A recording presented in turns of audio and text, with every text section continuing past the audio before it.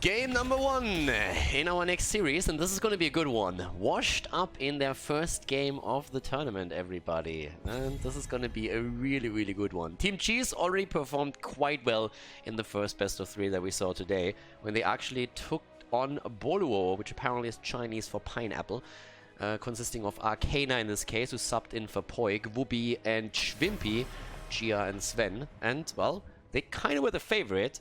And then Team Cheese came along and said, you know what?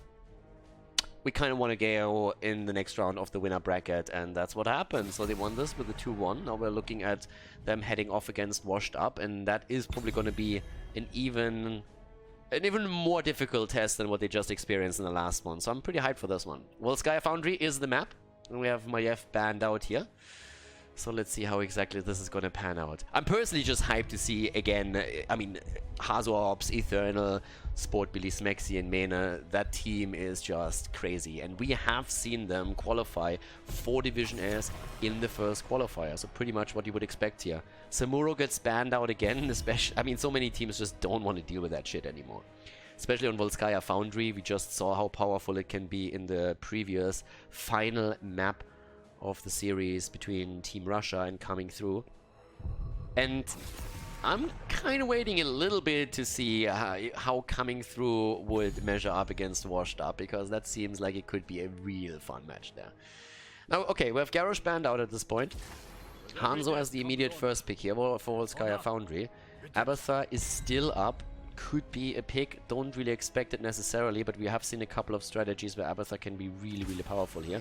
Jimmy and Diablo being picked immediately. Main, of course, still waiting for his mage to come through. But also, slightly interested about Eternal is going to pick for the offlane here. Blaze is another hero that I could totally see being picked by one of them. Now, with the setup that we have, Zeratul obviously banned out, so Billy can't really go into an Apocalypse combo after Void Prison setup, but Diablo himself is still very, very powerful to just lock someone into a corner. But that's where Johanna comes into play again, and again, we're saying it over and over again, Berkult, he has 2 main heroes, Johanna and Tyrael. Now again, he can play more. It's not like these are the only heroes that the guy plays, but they are still his favorite heroes to play, and he is pretty damn good on them. I mean, Johanna is a lot about knowing when to use your Iron Skin, playing around that. Of course, the Blessed Shield timings are highly important here too. And I like that Washed Up actually watched the previous series of Team Cheese and said immediately, you know what?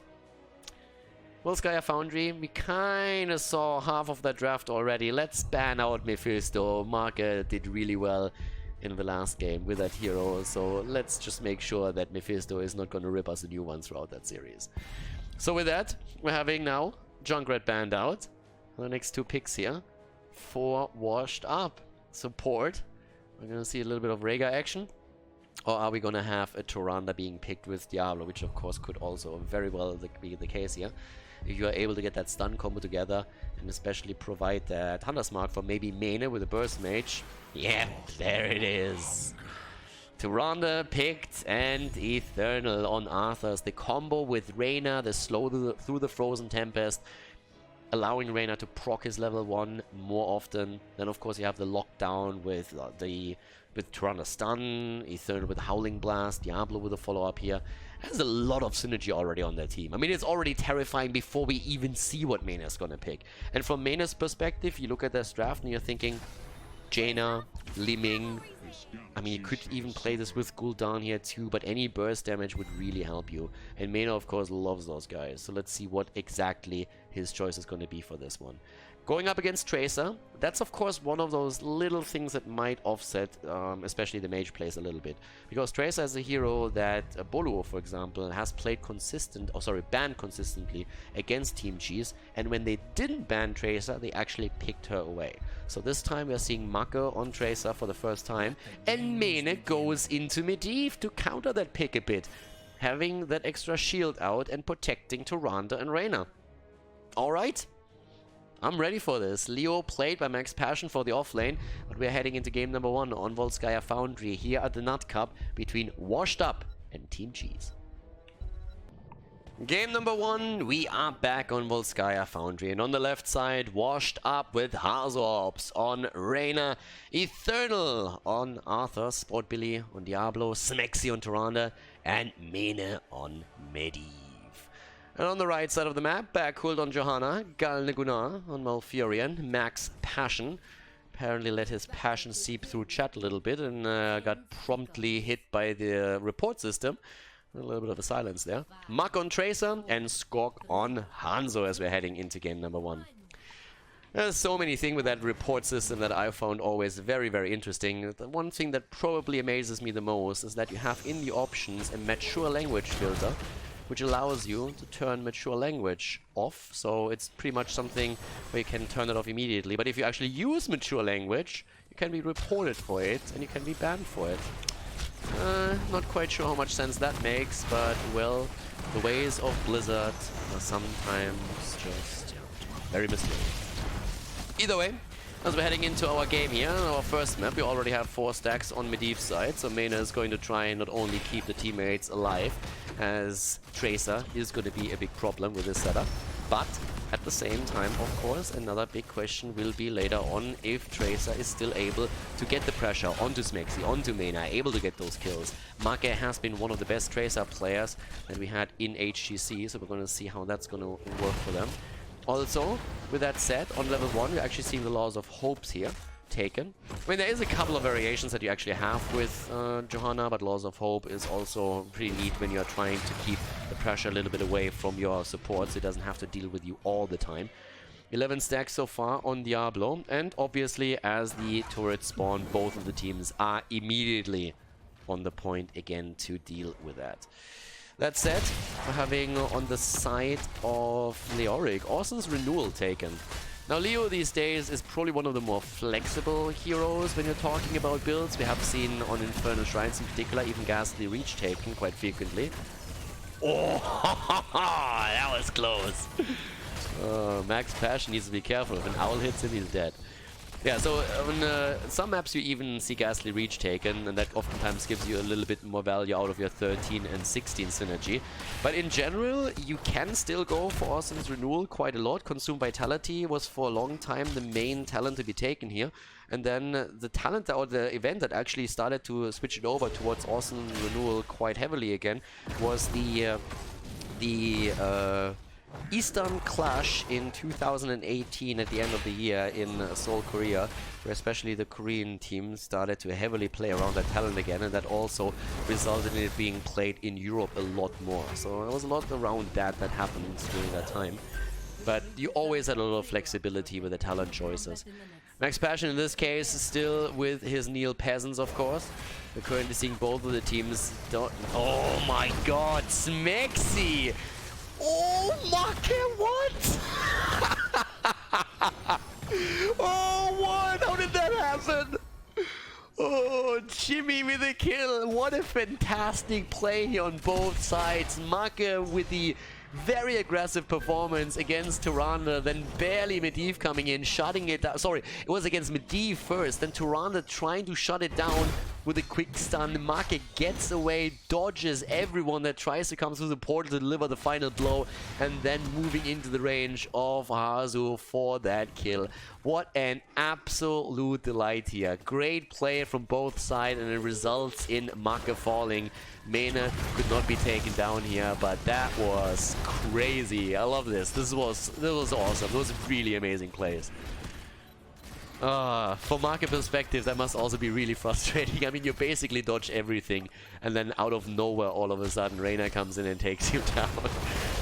As it stands, though, level 7, a little bit quicker here for Washed Up, and they're trying to make the play for Khaldor with that small advantage that they have here. I mean, having the talent lead is a pretty big advantage at this point. But yeah, they're doing well, already putting a lot of pressure onto Johanna, and that means that Khaldor has to be more careful. Hazorbs in particular with the heavy hits here. Mako, of course, needs to be very cautious. Auto attacks is something that Tracer doesn't like at all, which is one of the main reasons why, of course, Reyna is pretty good against her here. As long as you don't expose yourself too much. Again, nice portal into the back line, always a threat potentially, and pushing them back. Eternal trying to control them with a Howling Blast here. And Billy still holding the spot. 45 against 29 points on the progress bar, but we are seeing Washed Up starting to lose quite a bit of HP. He should have still the Fountain up. Good connect here with Reyna.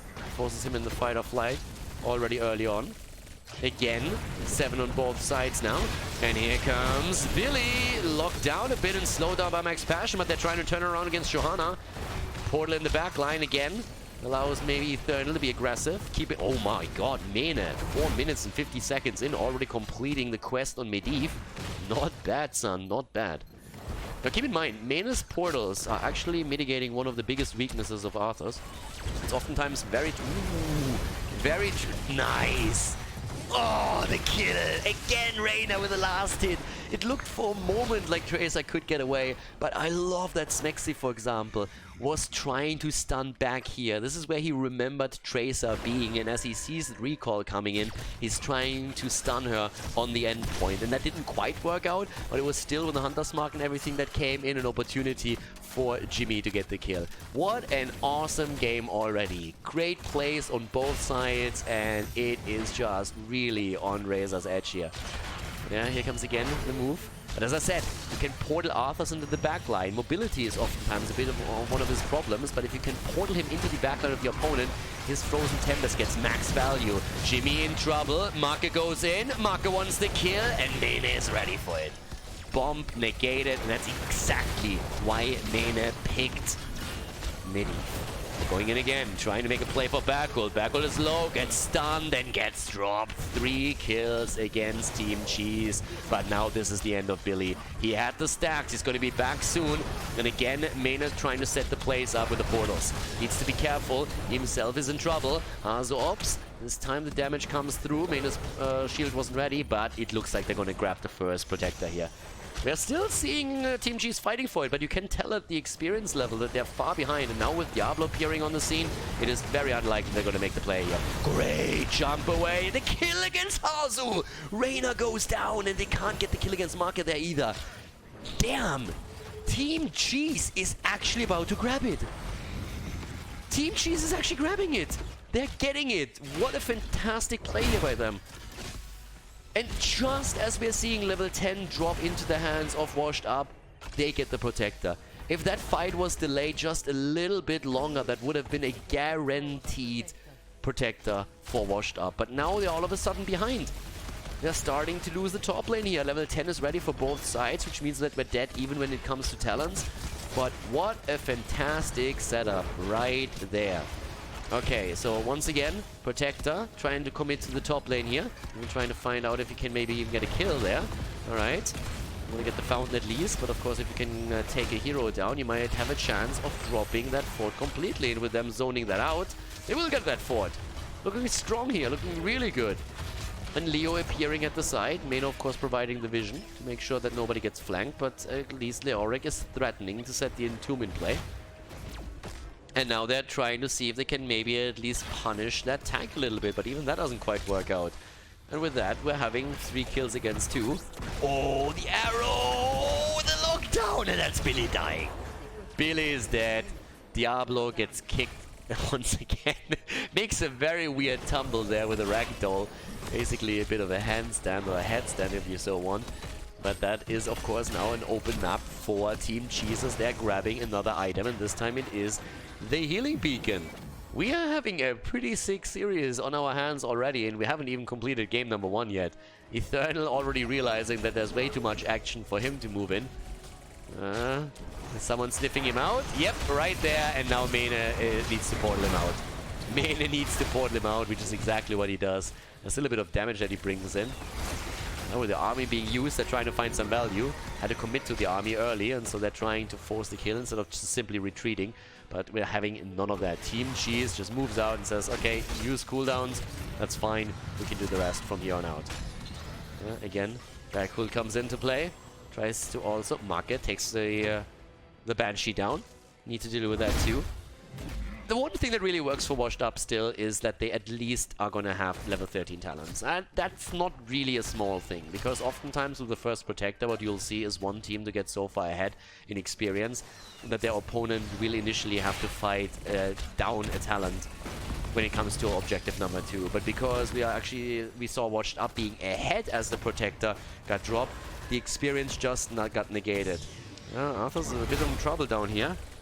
There's the portal, but there's the Entomb as well. And Eternal doesn't have the army anymore, and that's a kill right there. No! Wow! If he would have moved away, that would have been crazy. But yeah, Arthur's is dead, and that's 4 kills against 3 now. And we're having the level 13 talents in the hands of Team Cheese. They are rocking it here. They're playing great. And this is getting nasty. I mean, Washed Up had a fantastic start into the game, and it actually looked like they would be able to put a massive dent into the confidence of Team Cheese, but now the second fort falls. Objective hasn't even been announced yet. And Team Cheese is running the show.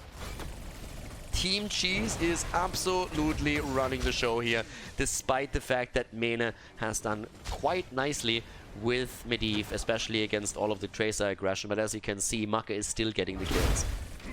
And Maka is currently sitting at 32,000 damage. Not the top damage in the game, but still better than any hero that we're seeing on the side of Washed Up.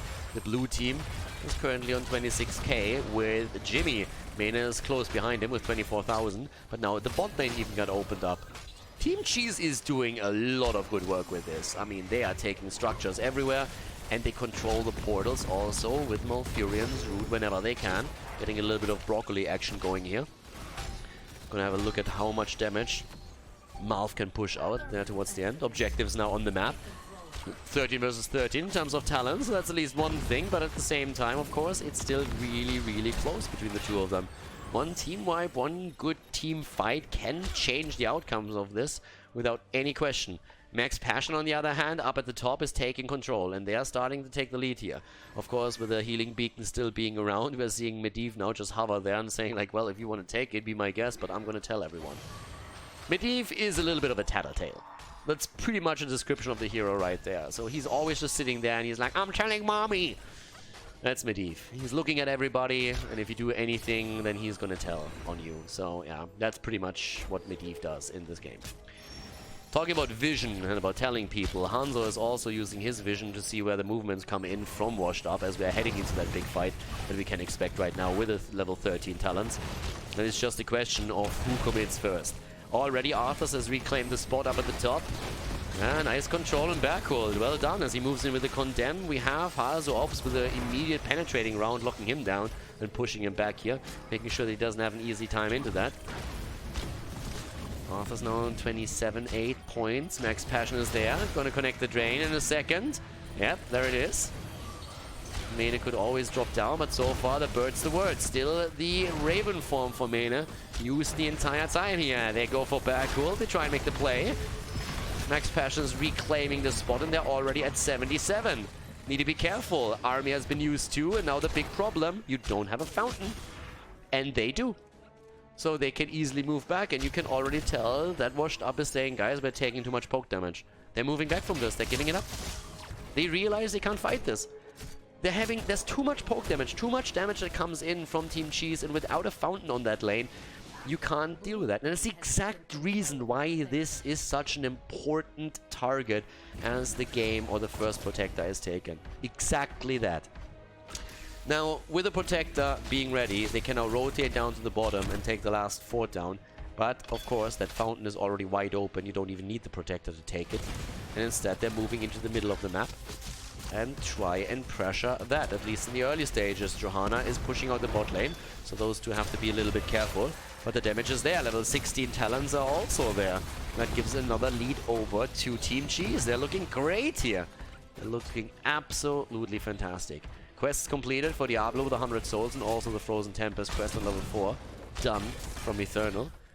And, I mean, you have to give it to Team Washed Up. They're playing this smart. They're saying, like, okay, only take the fights that we can really win. Oh, well, and as we say that, they're actually getting hit by the arrow here. Smexy, uses the portal. And so does Billy just at the last and final moment. But there's the Blessed Shield. Hazuops. Oh, Mene with a save. Even the Bomb of Tracer does not do enough damage to drop Hazu. But it was close. So yeah, 16 versus 16 talents any second. And that's exactly what Washed Up is waiting for. But you look at the minimap, and the first thing that you notice is that Washed Up is in deep trouble. I mean, they do not have anything on the map except their keeps.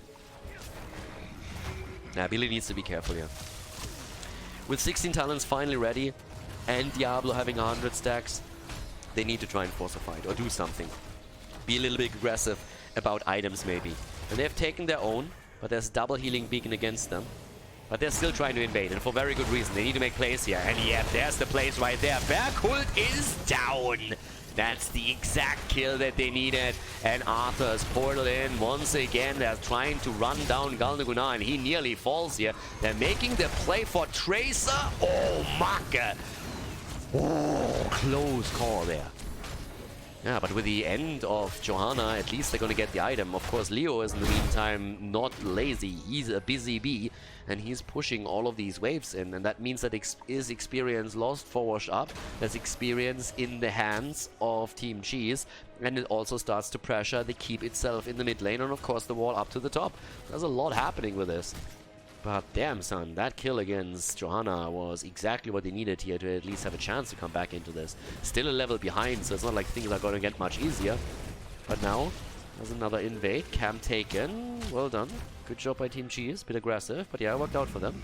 Didn't backfire. But look at the item control. 2 towers now.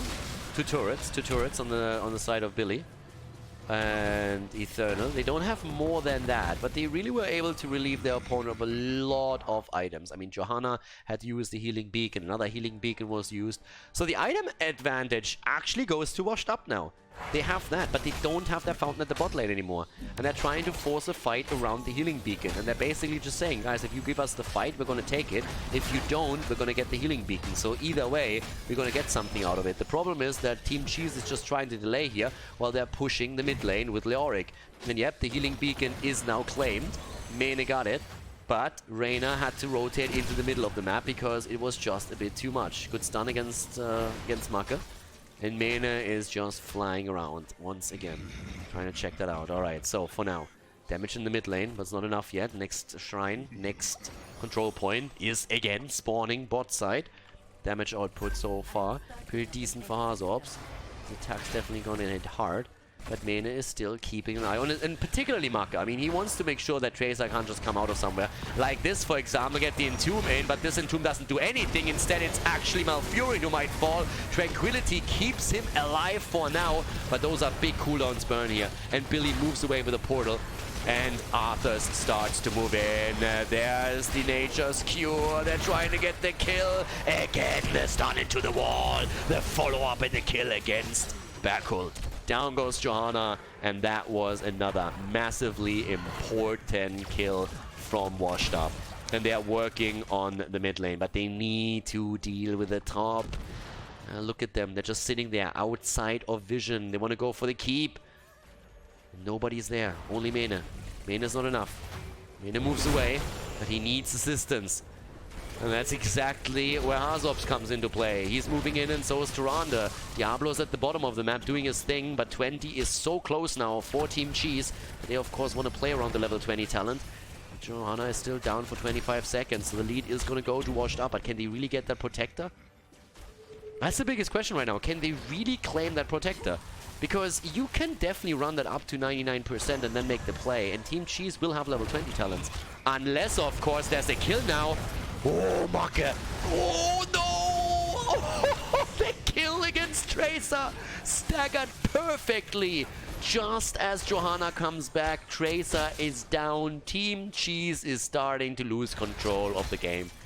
They have 2 keeps on the left side of the blue team, down to pretty much half HP, and they're losing full control of this game at this point. Staggered deaths, the absolute nightmare. Billy is at the bottom, he's getting more progress. At the same time, we're having Mane trying to deal with the top. And of course, with not a single fort taken down by Washed Up, they know they need momentum. Level 20 talents are there. No 20 on the other side. Arrow doesn't hit anything. Smexy plays a little bit with a conveyor belt, dodges the Entomb thanks to it. Is still in trouble though and might still fall, but gets the shield from Mane. Lightning Breath comes in as they're going for max passion. Polymorph being used too, and that's going to be the end of Leoric. Leorki is dead. Tracer comes back and Leoric is down again. The staggered deaths, they continue. It was a good thought with a Buried Alive to go in and try and get the quick kill there, but since we're having Smexy just playing with fantastic control through that, there's no problem. And now, of course, the items are still there. Already invading up here at the top again. Protect at the bot lane. 20 versus 20. What a game! What a first game, seriously. What an absolute delight. This is crazy. Turnaround after turnaround after turnaround, and good decision making brings Washed Up in a position where they are actually starting to make headway. But at the bottom of the map, it looks like that keep is only hits away from getting destroyed. Now, there is a protector on the map, but of course they're playing it slow now. They know that they need the rest to make a play here too. And this is one of those rare situations where you actually see the third protector not end the game. We've seen a few where you have to wait for the fourth. Personally, I don't think I've ever casted a game where it went all the way to protector number 5. I think 4 always sealed the deal. But yep, with this one and them not taking down a single fort so far, as you can imagine, they can't go for the core. They are lucky if they get a keep here, to be honest with you. At least taking down forts and opening up something that's going to help them here, but things are definitely dicey. And they're going to try and take more forts in the game just simply because they need to have something against those catapults that are continuously pushing the lanes and get something done against that so that there is at least a bit of a pressure release. 55,000 damage by Hanzo, by the way, now. Look at Hanzo. 105k. That damage is definitely doing work. Getting all that random poke damage in. And it was actually what earlier won them the second protector. That poke damage, exactly that there. Continuously getting that through. But now there's a second. They want the second fort. And they get the second fort. So at least they're starting to create a bit of an equilibrium. They lost the keep in the middle on the other hand. And that's a big problem. Keep in the middle is down. Washed Up is still behind. Despite the fact that they are heading kills, despite the fact that they won the third protector, despite the fact that they at least were able to do all of that, they're still overall behind because they lost the mid keep. And the top keep isn't looking too good either.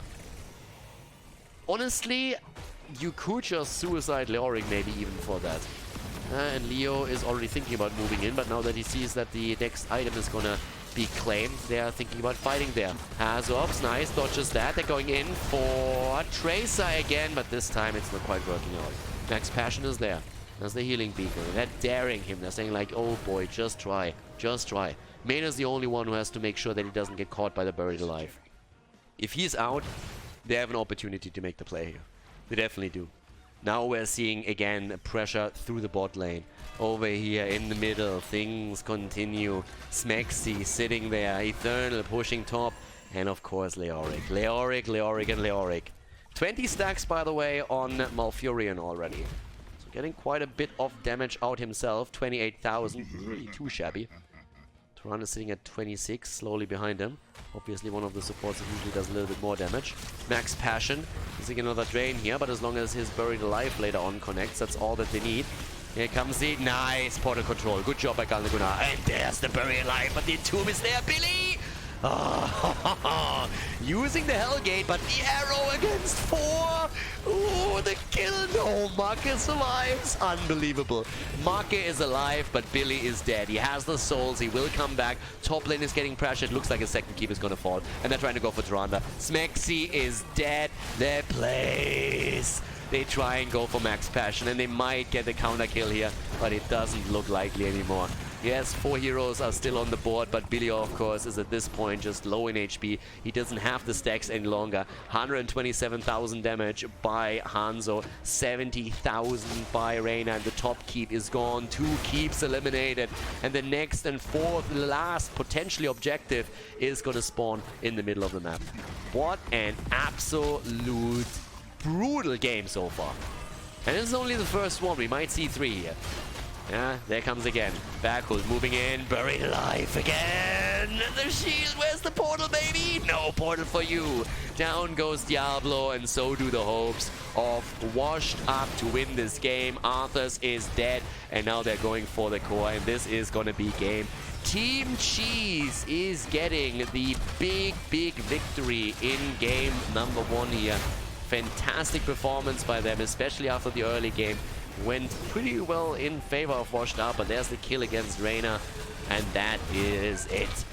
Core goes down, and we have Team G's taking the 1-0 in the best of 3 series against Washed Up. GG, and well played.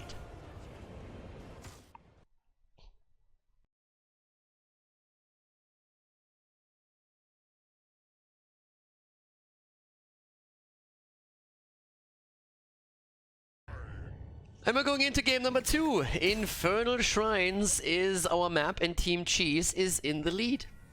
I gotta admit, I'm a bit surprised. I expected Team Cheese to put up a fight as we headed into game number 1, but I expected Washed Up to win the game. And it was pretty much the exact opposite. Washed Up kind of has a bit of a reputation to lose, I feel.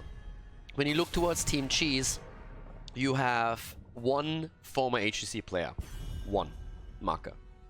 Look towards Washed Up, and you see 5 of the best players that we had in HGC for a long, long time. So I am very, very interested what Washed Up is going to do now in game number 2, because I kind of feel that after game number 1, they're going to try and redeem themselves here. I also think we're going to see Tracer banned out. Just as a side note. Maybe not necessarily as a second ban, but on a third ban I could definitely see that coming. Or pick for themselves, one of the two. So with that, we're having already Diablo and Malfurion banned out. Zeratul for the setups also taken away. Infernal Shrines. Could still see an early Hanzo here, for example. Mena, probably going to look more so towards... I mean, the 3 mages that come to mind for this map for him. Gul'dan, Jaina, maybe even Kel'Thas, depending on their setup. But there's obviously, straight away, Hanzo. And actually played by Mena. Now, they can switch that around. Hazu has played quite a bit of that hero too, so Mena doesn't necessarily have to go into the hero. I actually assumed that if any of the two, it would be Hazu that plays Hanzo, and instead we would see Mena on the mage.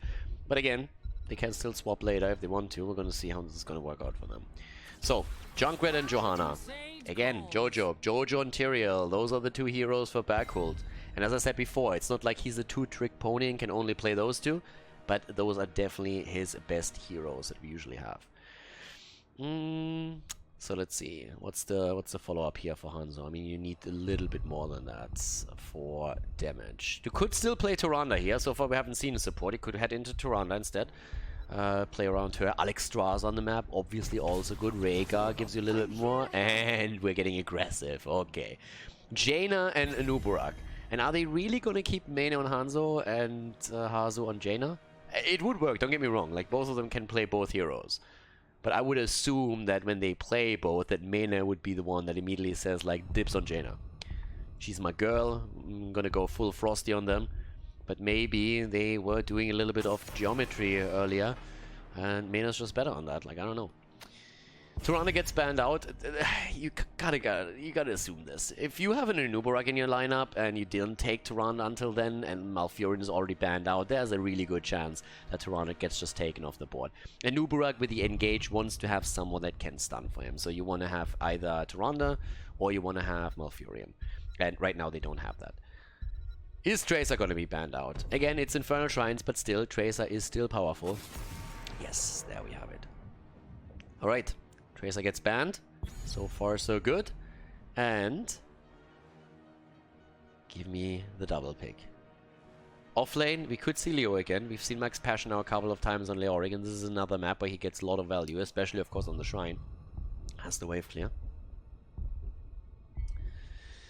And I would still like to see maybe Jimmy at some point. Ooh, Mephisto. I forgot about Mephisto. Alright, we actually see Make again on Mephisto.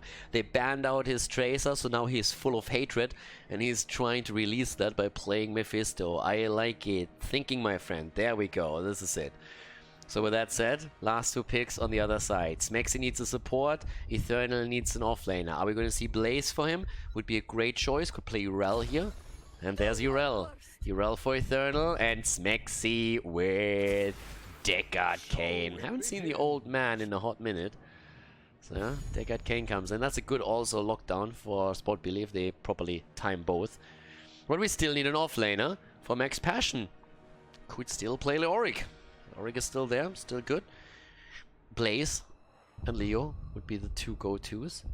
There's a few others. I mean, you can think about Thrall, for example, but again, in this setup, I personally would think, ooh, Sonya. Okay. Spin to win, having Lightning Shield on top of you as well. Didn't quite think that Sonya would be picked here, but fair enough.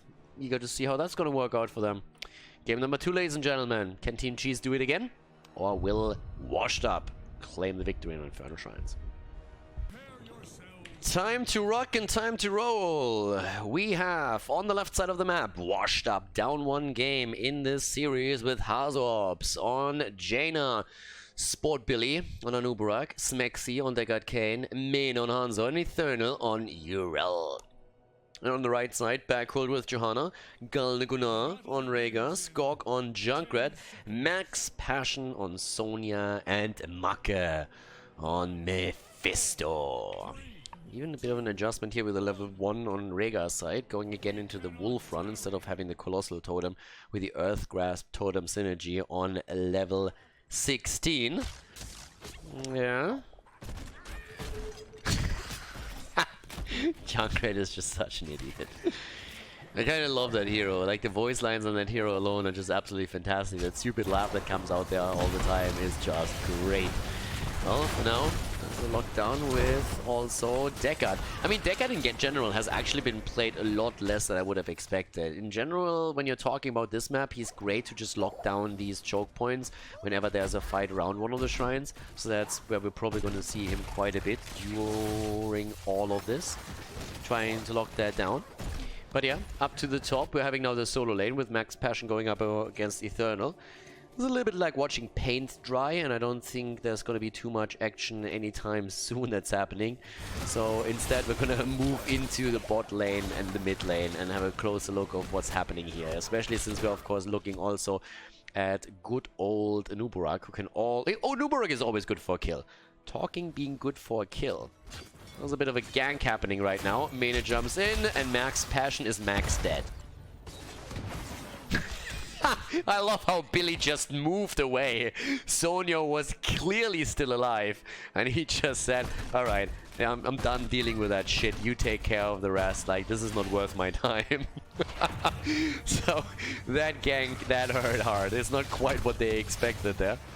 We're having Menas, Maxi, and Billy now in the mid lane. The only one down at the bottom of the map is Hazorps, but of course he can't really do anything with this one.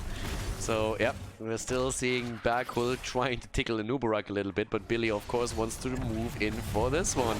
This is why Backhull is trying to slow him down. Yep, and they're stealing it away. Thanks for all your hard work. See you later, boys.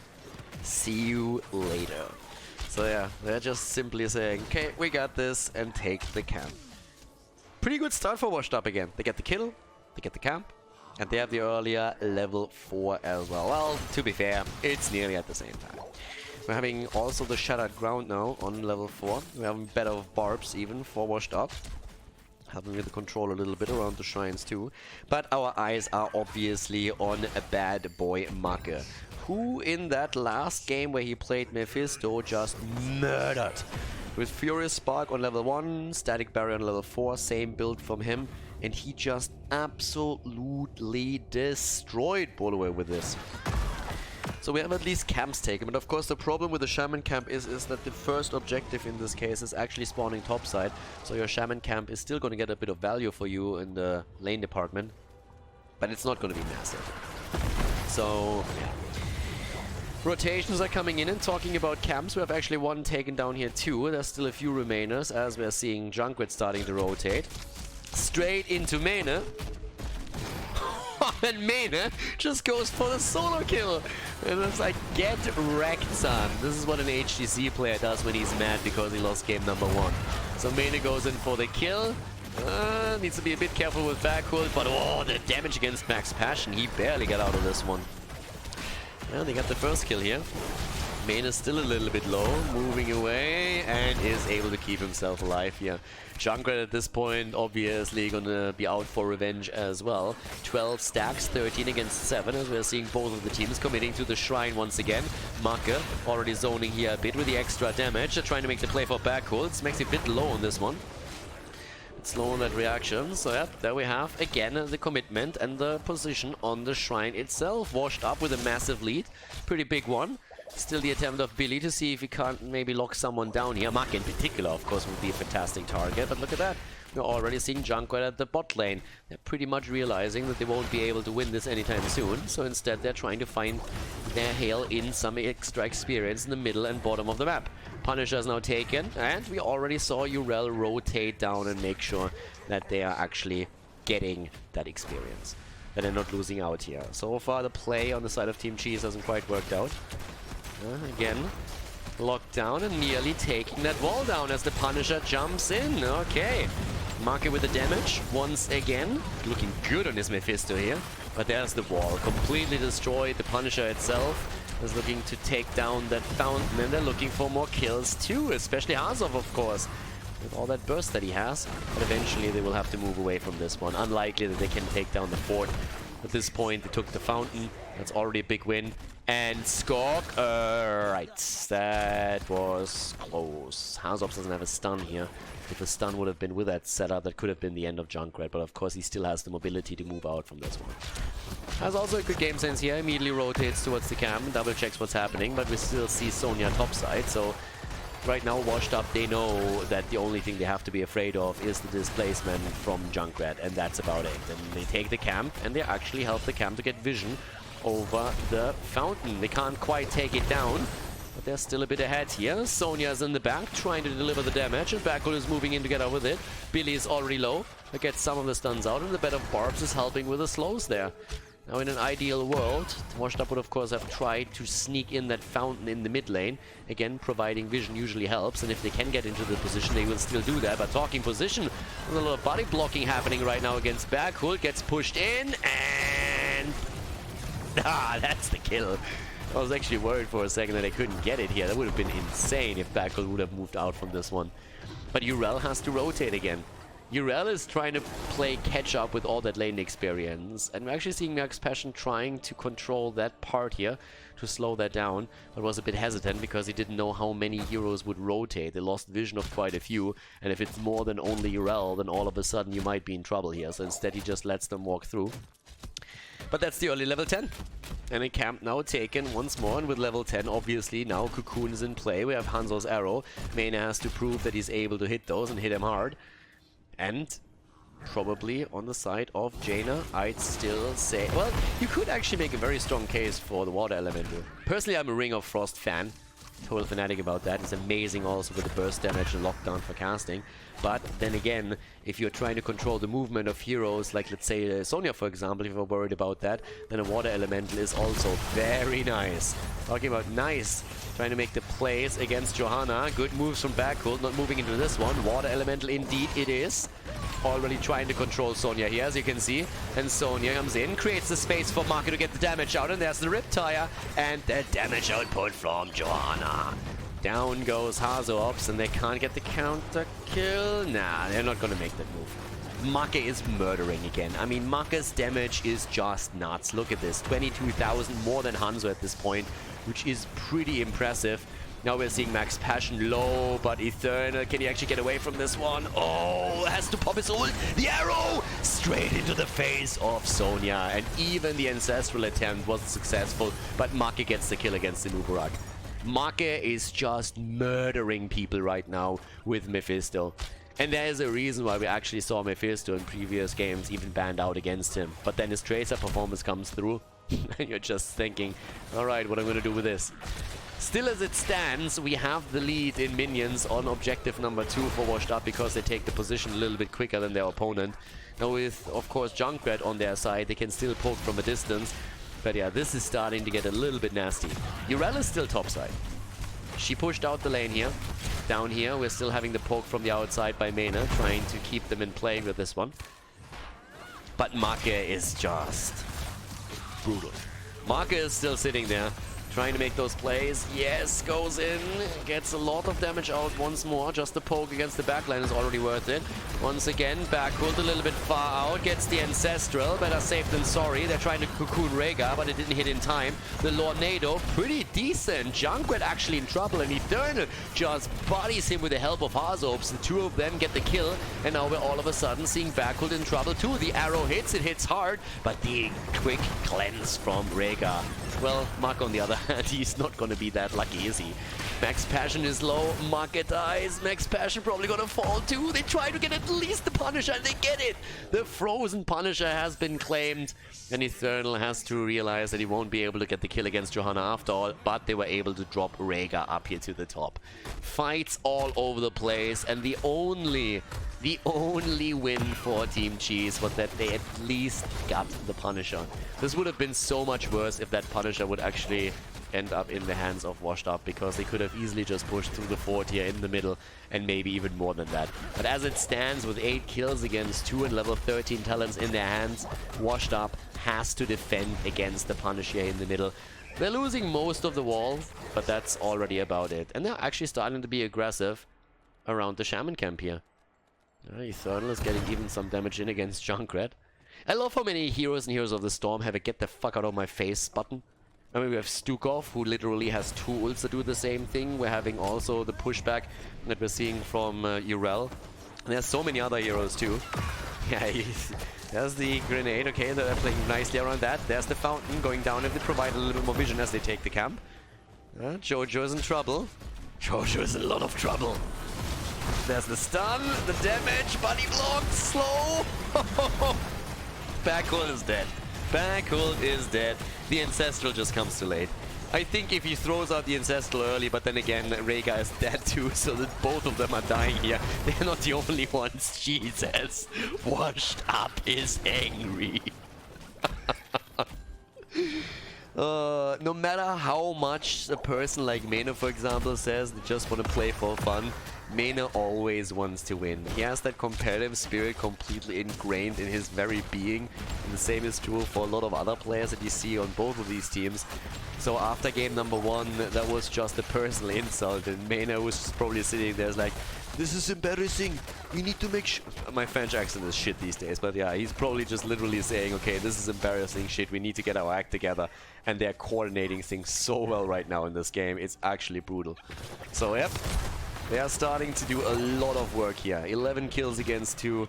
It's pretty much insanity. And that comes even with Marke murdering on Mephisto. I gotta admit, I enjoy the Mephisto plays for Marke. In general, Mephisto is not a hero where I look at a draft and say like, oh my god, wouldn't it be cool if they would pick him now. But it's always fun when Marke plays the hero. He just knows how to get value out of it. And the last fight didn't really go well for them, and in general the game here doesn't go well for them.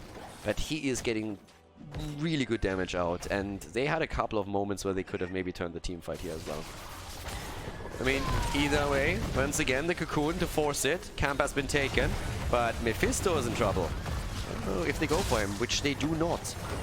Well, they might still, but there's the cleanse. Okay, Backhold needs to be careful too. Bit of a dicey moment, gets the unstoppable through. Yep, so far so good. Counter and the turnaround.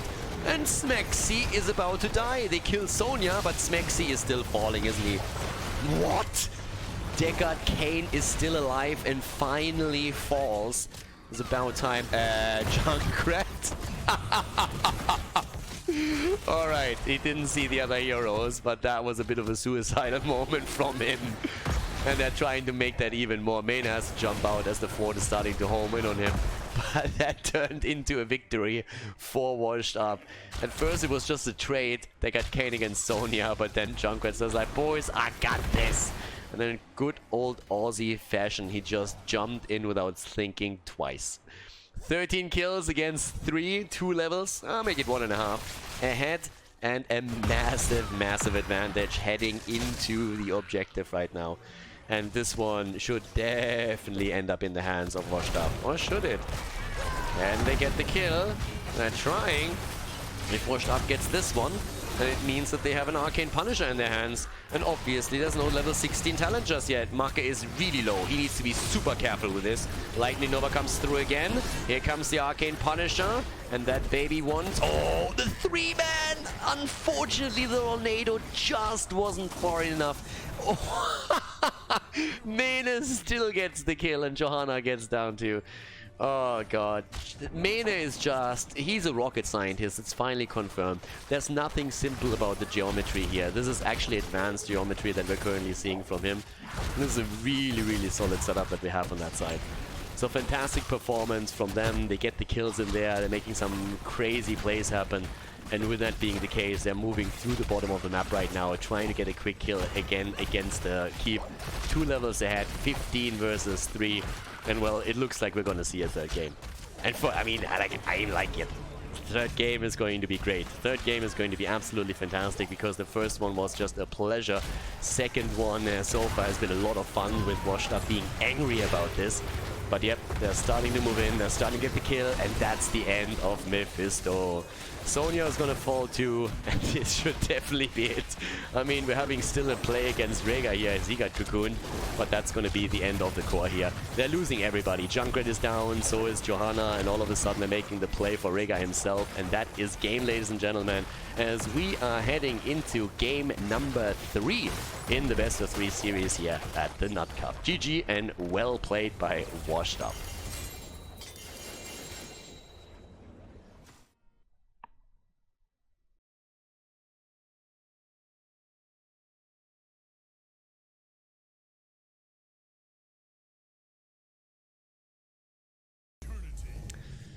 Game number 3, boys and girls. Not sure what to say here. Battlefield of Eternity is going to be our next map. Washed Up against Team Cheese. It ain't easy being cheesy. Worked in game number 1. Is it going to work in game number 3? They actually didn't play cheesy. They just played really well. But either way, Battlefield of Eternity is our 3rd map, and I am hyped for this one. I seriously am, because this is going to be great. The first map was fantastic, second one was good too, a lot of back and forth, especially on the initial map, but then the turnaround by Washed Up, and this time the Lord of Hatred didn't quite work out. But yeah, so we have bans coming again, and I would say especially on Battlefield you want to get rid of Tracer, so I would not be shocked to see Tracer banned this time in the initial rotation and not waiting until you have the third ban coming in. There we go. Can still get rid of a couple of other heroes, like, I mean, again, we've seen the priority of banning out Zeratul, banning out Maya, for example. So I would say that we're going to see that again. There's no real reason to change that. I mean, there's a couple of heroes that get extra value on Battlefield of Eternity. Hanzo being one of them, Tyrande being another one. So those two could see a ban or a super early pick. Li Ming is usually very, very good on Battlefield of Eternity, and also great, of course, against the Nuburak, which oftentimes is picked right now to eliminate a hero very, very quickly. And again, like, it feels like a lot of people that haven't really watched HGC a lot, they don't quite understand why exactly Li Ming is so good against the Nuburak, and they always make the argument that Li Ming is really bad against the Nuburak because of the beetles that he spawns. And that's not quite the case, because you can still just position yourself properly to get that damage in, and some of those beetles might soak a few shots, but the big argument is really that you can go disintegrate over a wave of 4s and burn down the cocoon very, very quickly. So at the beginning, when a Nuburak and Li Ming clashed against each other in HGC, you could really tell there was this argument, okay, beetles, yes, maybe good against Li Ming, but then in the long term what prevailed was Li Ming as a counter pick to a Nuburak, because you basically negate the ult on a Nuburak very, very easily. You can also, there we have her, you can also blink the cocoon, for example, if you're really good and you see it coming. So the beetles was something where everybody said, yeah, we can play around that, that's fine. And especially on Battlefield of Eternity, Li Ming is even more so strong, just simply because you can always just exploit those battles between the two immortals by getting the damage through and just poking continuously, which is really important there. So, Tyrael and Reyna, taken. We talked about Johanna and Tyrael for backhold. This time we have the Tyrael variation. And we have seen him actually play with Judgment as well. Yeah, and there's a Nuburak. So in this case, a Nuburak played with Li Ming and Tyrande. This is an extremely dangerous setup. Now, first of all, there's nothing on Team Cheese that they have right now that can burn down the cocoon super quickly. That's number one. The second one is that Tyrande, of course, works extremely well with a Nuburak, and we've seen in previous drafts that a Nuburak was either early banned or Tyrande picked away, either banned or picked, to make sure that that synergy doesn't exist. So now we have a perfect setup where a Nuburak can engage, Tyrande can follow up, and Li Ming can just use that for target practice and drop the target really quickly.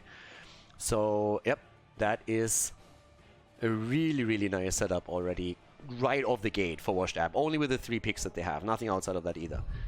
But of course, there's a couple of heroes that we haven't really seen just yet. I mean, for now we have Zeratul taken away, which honestly surprises me a little bit considering what they already have. That's not really a draft where you would scream, okay, let's get a Zeratul in here as well. But better safe than sorry. Malfurion banned out. And immediately the question to me personally, what exactly is Marke going to play? His Li Ming is gone. Tracer's gone. And I don't think that it would be too good for him to go into... Like, I'm not quite sure what he's going to play here. Genji is also eliminated. Hanzo's off. Zeratul's banned. It's going to make it a little bit tricky for him, I feel, to have a hero that gets a lot of impact here. Now Arthas gets picked by Max Passion. Khaldor with Rhaegar. Now that's always a little bit tricky because Anubarak is going to try and cocoon you. And there's Hammer. Oh my god. Hammer and Urel. Damn, that draft is really good. That's a fantastic draft right there. And now the last pick. What's the solution? What is Marke gonna play? What's his answer to all of this? And right now it feels a bit like, do they have one? They have the synergy with Arthas and Reyna, that's something, but they need more damage. Can you just play Junkrat? I don't think that's enough. They play Mephisto. I did not think they would do it here, but they play Mephisto. Alright, I'm not sure if that's really going to be the answer to all of this, but maybe. I mean, we'll find out as we're heading into game number 3. Battlefield of Eternity, ladies and gentlemen, is the final map in this best of 3 series at the Nut Cup as we are going into Washed Up against Team Cheese on Battlefield of Eternity. Game number 3, and on the left side we have Washed Up. In this game, playing with Hazops on Hammer, Sport Billy on Anubarak, we see Smexy on Tyrande, Eternal on Urel, and Mene on Li Ming. And on the right side of the map, Team Cheese with Berghold on Tyrael, Max Passion on Arthas, Marke on Mephisto, Khaldor on Rhaegar, and Skog on Reyna. And before we're heading into this game, there's also a few things that I still want to refresh everyone's memory on, especially, of course, for everybody who's watching this series on YouTube and might not have caught the previous games in the tournament. If you're familiar with the two teams, you might actually know that normally JPL, for example, plays on the side of Washed Up, and that we've seen in the past, for the Division S qualifiers, for example, Schwimpy and Gia play for Team Cheese. And, well, Gia and Schwimpy, they actually will go to China to play in the Chinese tournament that lasts 3 months, so they can't play with the team, and that's why 2 new players joined as they left. I'm also going to cast all those Chinese games, by the way. They're going to end up on YouTube too. And in the case of Washed Up, well, JPL, as far as I know, couldn't make it, so instead they are subbing in Sport Billy. So in the scene currently, there will still be, at times, people be subbed into the team, so there will be certain changes, and these particular ones are just a few of those that are happening. Now, especially in the case of Schwimpy, he is still playing in a team, Team Boleo, which is, yeah, because they're not leaving for China for another, I think it's like a couple of weeks. Or for Taiwan, I think they're going to Taiwan there. So, yeah, that's going to be pretty much the case there. Also, when it comes to builds here, I still want to point out that Billy actually went into the Legion of Beetles. Lot of beetles. Normally that's the extent of it. Didn't really have any beetle focus in the past. Billy himself actually a little bit in trouble, but still all good. So we have the damage at the bottom here, but the camp is still taken by Washed Up. And they are really, really looking good with all of this. Because, especially Sergeant Hammer, yes, you have Marke against him, and the Lightning Nova can do a lot of work when you are going up against the Hammer. But still, I would say Hazops on this map, on Sergeant, and then Mene at the same time just firing away the entire time from his Li Ming. This is going to be a tough battle for Team Cheese for sure. I mean, look at Marke already, how low he is in these instances. Then again, granted, Billy doesn't really look too hot either. Smexy also just on the run, so the two of them are really going up against each other here, whereas the top lane with Urel and Arthas is simply just fighting 1 against 1.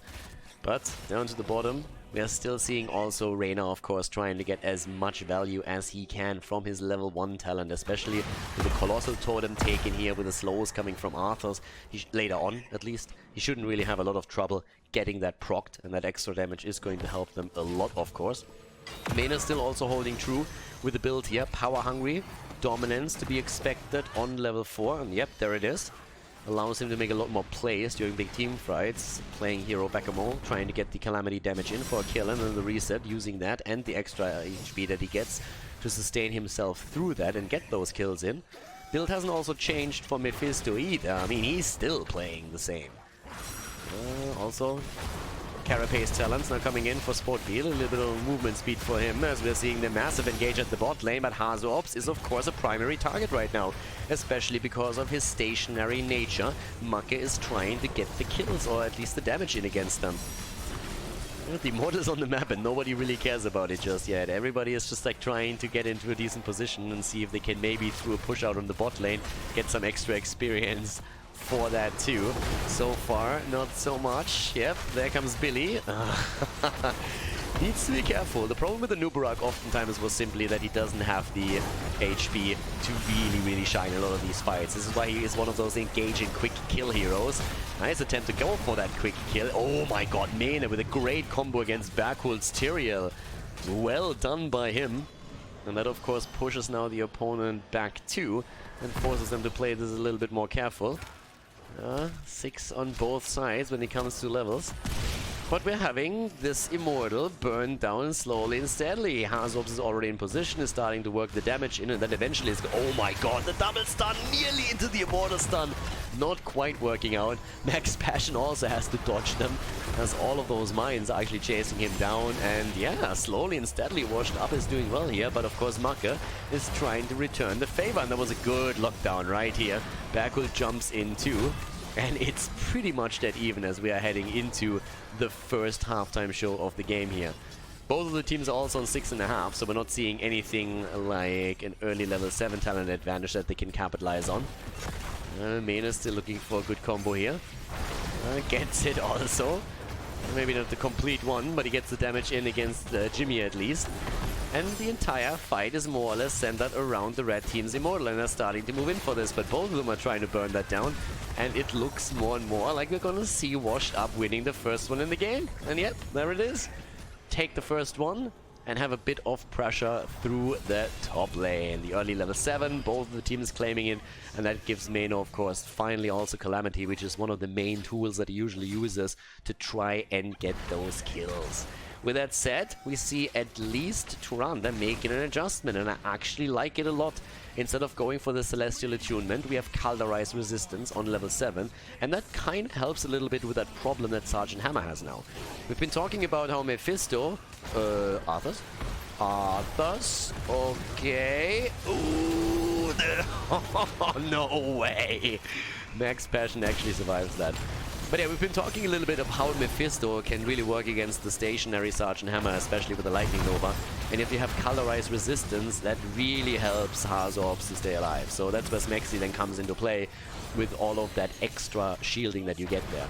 Nice attack at the top, but doesn't really yield more than only the wall. But of course it's a start here. Billy is low, and so is everybody else. I mean, they're taking a lot of damage there. Them not getting the kill against Arthas was a bit of a problem. So yeah, down at the bottom of the map, in the meantime, Max Passion, Eternal, both sitting there. Just doing their thing, but up to the top, now that one of the Khazra camps is being attacked, all of a sudden there's a potential fight over the camp unfolding in front of us. And keep in mind, we're like 6.5 minutes in, and we haven't seen a kill yet. They've tried, don't get me wrong, but there's no kill yet. And again, the play. And this time, Billy, I mean, the mines are already there. And Nubarak, okay, Eternal is coming in. Berkul is low. And there they make their play. And this is not looking good for the red team. They lose too much, but they actually take the camp. Macke is dead on the other hand. And Eternal... Eternal survives. Smexy heals himself. And now we're seeing another kill coming through to...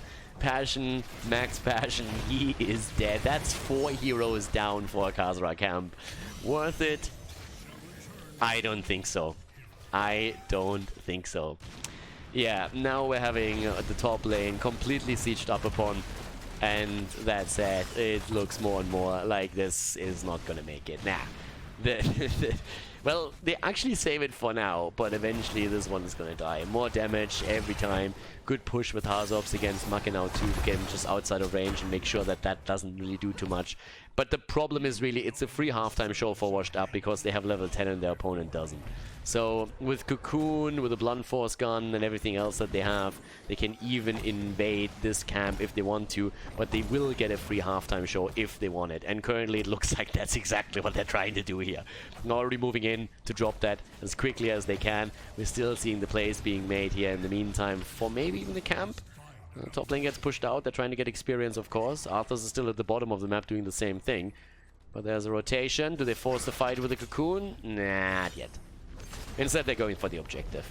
10s are now there, and still, with the Immortal being this low already, chances are very good that Washed Up is going to claim this one. So now, there are level 10 abilities on both sides, but you can still make the play around Inuburak and his Cocoon. Hazops again gets that Khaldor resistance, thanks to Smexy, so the Lightning Nova is not quite as effective as it could be. The level 7 talent is definitely the game changer for Hazops here. Definitely. And with that said, 4 kills against 0, everything is centering around the defense for the red team, and that's where Li Ming usually comes into play. That's where Li Ming can just get one hit in after another, one combo after another, and there they come already. Again, the play attempt, Marke with the damage, but Mene gets a little bit more out of this. And Berghult is starting to follow. Galnagulnar can drop as many healing wards here as he wants. Eventually, he's going to be in trouble. And as long as Mene can just fire away, someone has to soak the damage. Marke is trying to at least counteract that slowly, but Smexy is still full of mana. That works out. Another good Mene combo with Li Ming is coming in.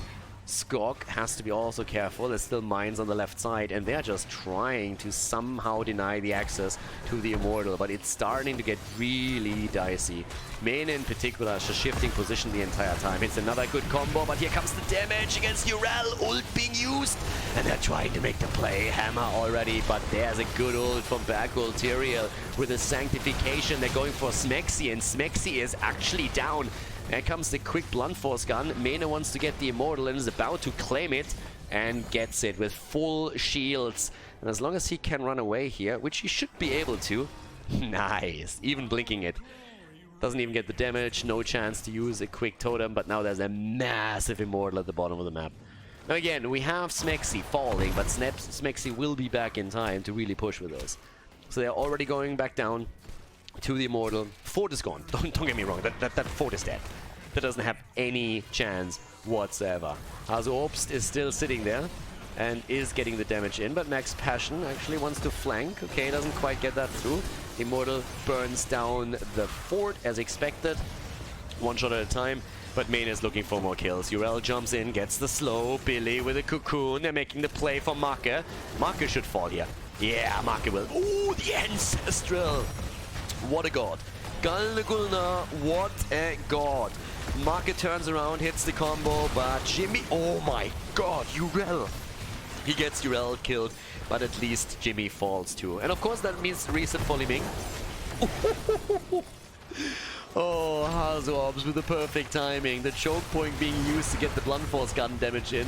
And damn kid, like he is murdering here. Billy already on the side here. The Immortal through the entire wall, taking the fountain down, putting the damage onto the keep itself. That is Value City right there.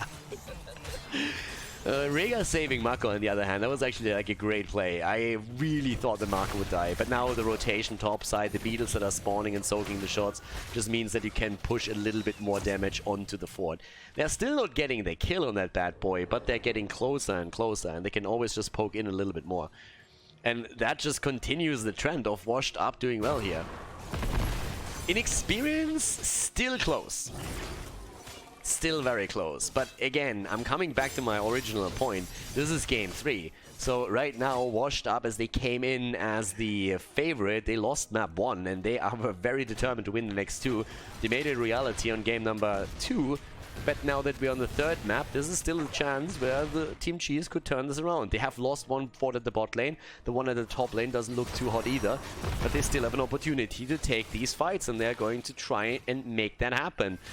And especially, of course, since they are now also relying on that damage out for Marke, they have a chance for that. Look at Mephisto, 42,700 top damage in the game. top damage in the game for now, but Make eats a lot whenever he starts to move in for this. And now while Arthas has to deal with the camp at the bot lane, Urel is rotating in. And if Urel is able to jump behind Jimmy and push him in, that's a problem. They're just trying to make the play for the keep. Oh, sorry, for the fort. And they get it.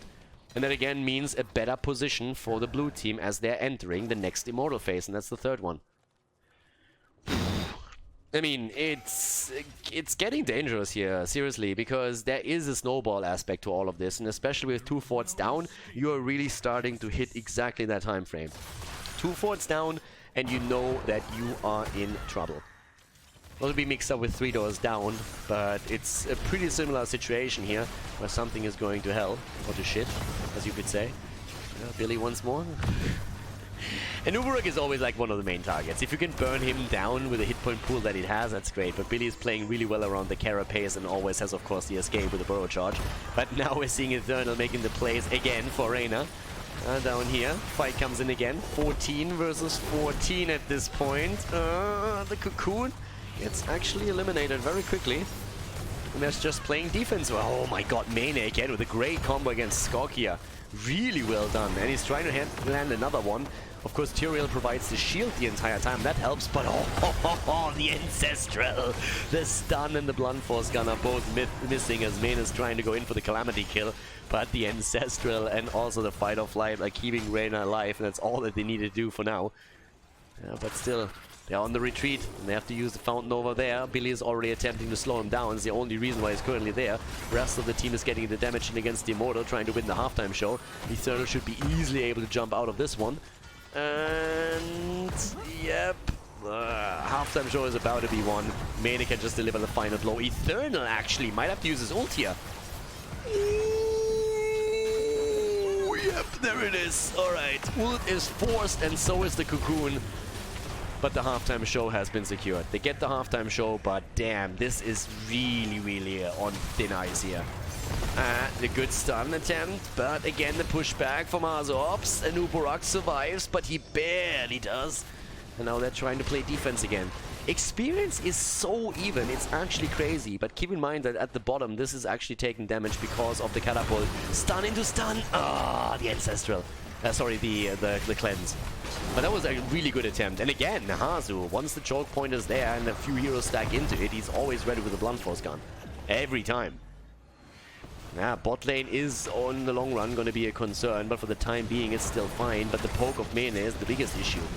Now here comes Make again. Doesn't really do as much as he wants to, simply because Hazops can push him away with Hammer over and over again, which is exactly what he's doing. Rhaegar is coming back to business, but this is starting to get tricky. The problem that the red team is, they can't just sit there the entire time and block the shots. They're eating the damage, they need to sustain, this is why the healing totem is already on the ground, but that's a big problem for them. And it's really difficult to play around that. So as long as Mane can just fire away and someone has to choke all the damage, it's an issue. And the catapults that are spawning at the bot lane are not really helping the cause of Team Cheese either. Yes, it's only a fort that's down, so it's going to take quite a long time for all of those catapults to really get the value on the keep itself, but it is going to happen eventually. So for the time being, it's all about the slow poke, and well, we have Cheese still with good damage against the Immortal on washed up side, but there's still a lead for the blue team. They're looking at Max Passion again. Heroic abilities are not all yet ready, especially Urel is currently waiting for hers. So is Tyrande. Nice combo again. Mane is getting the XXL plays in. He's getting the combos, and Skog is most of the time the recipient right there. I like the positioning of both of them, by the way, but look how Make gets bodied when he tries to go in. Oh my god. Again the Blunt Force Gun, and I love how Smexy's always ready to just wait for Mephisto to pop up again and go in, and unbelievable. Eternal can't get the kill against Mephisto, but he dodges the Howling Blast. Good stun from Smexy, over and over again, him with the saves and with the plays, but they nearly dropped Make. Make barely survived. And even Eternal didn't really think he would. He went in for the shot, thought he could kill him, and then he barely managed to survive here. But now, of course, we're having another stun. Smexy with 17 stuns already on his level 4 quest. And we're having at the same time now Billy dancing around and looking for his own again. This fight has been lasting forever. Like, this fight has been lasting for ages now. Several minutes have they now just been sitting there and just going blow for blow. Marke is low again. And keep in mind that Sergeant Hammer is nearly having his ult ready again. This would be the third ult of Sergeant Hammer in this fight, pretty much. Third, second, whatever. Too many. They're trying to make the plays here once more. Main is sitting at the side. Ooh, needs to blink away from this one and does that immediately. But Eternal is there too. And look at Max Passion. Look at the damage that they're receiving. Oh, the cocoon! That's the play right there. They're making it. But here comes the ult of Mephisto. And they're trying to go for Billy. He moves out. Again, Hazo with the ult. Again with the blunt force gun. And Main says, screw you all. I'm going for the objective. I'm gonna go for the Immortal, but there's the kills. Maxi gets it against Mephisto. Eternal is alive. The stun of the Nubarak. Epicenter, baby. Epicenter, baby. It's a triple. It will be a triple. It could be a triple. And it is a triple. Could be a quad kill. And it is. 3-4 taken down. Only Berghult survives. That's because he rides a money pick. And in the meantime, the wave at the bot lane has already pushed out so much that they can make the play for the keep now. What an absolute setup. And top lane also getting pressured. It's not only the bottom of the map where they're excelling. At the top, we are seeing the catapults homing in on the keep itself. Yes, Berghult is there, but guess who else is there as well? It's Hazops, and that Immortal is soon going to push through too. Bottom keep has just now been destroyed. Catapults are spawning. Smexy completes his quest, and it is momentum time, baby. The pain train is coming. Choo-choo! And it's hitting hard. Keep number 2 is about to fall, and there's another big ult from Hazo. Look at his damage, 90,000 nearly. Main himself sitting at 69. Of course, Mr. XXL sits at 69 damage. In the meantime, the keep is down. Max Passion might get the kill. Yeah, they do.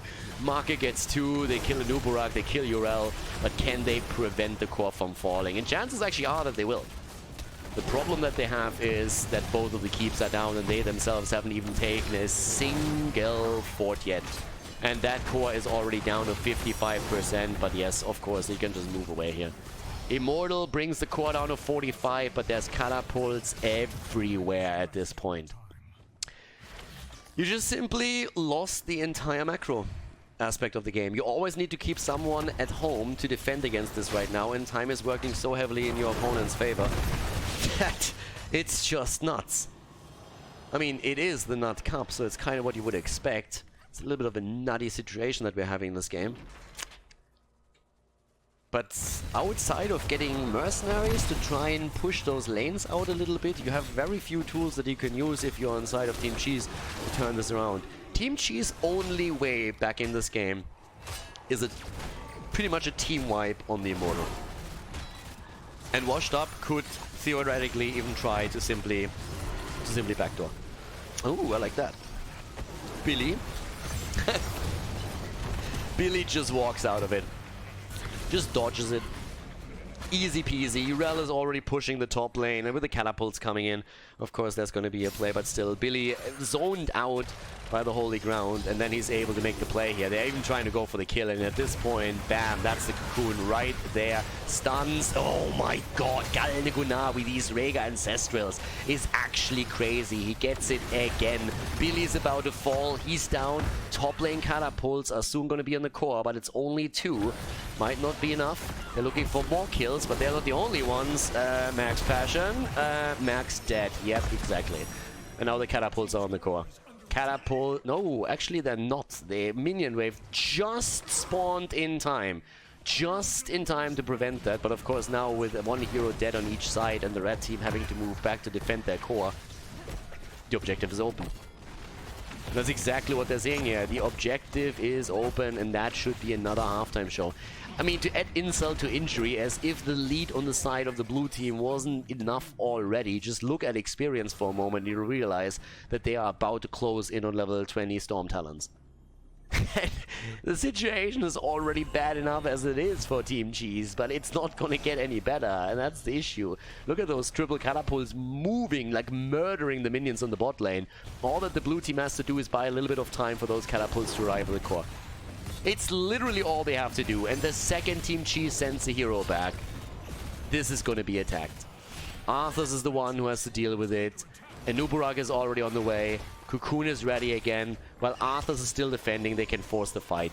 And of course, Arthas and the team, they know that too. They move back, they yield position, and that allows the blue team to make the play here. They have level 20 now, and it's just crazy. Ultra Capacitators, that alone is already crazy. Here's the Hail Mary, here's the last attempt, here's the last chance as catapults are homing onto the core from 2 lanes. We are seeing Team Cheese make the last and desperate attempt to get a kill. Maynard shuts it down with a Calamity kill against Mephisto. That's the end. The core already on the attack. Reyna falls, everybody else is dead and dying. Backhult is trying to get the counter kills here at least, but he himself is also dead. Can at least drop Smexy and get a kill for that, but as you can see down here already, 1 catapult moving into the bot lane, 3 catapults now through the top lane. The Winions alone are gonna take it here. Ladies and gentlemen, Team Washed Up, they advance to the next round of the tournament as they drop Team Cheese with a 2-1 victory in this best of 3 series at the Nut Cup.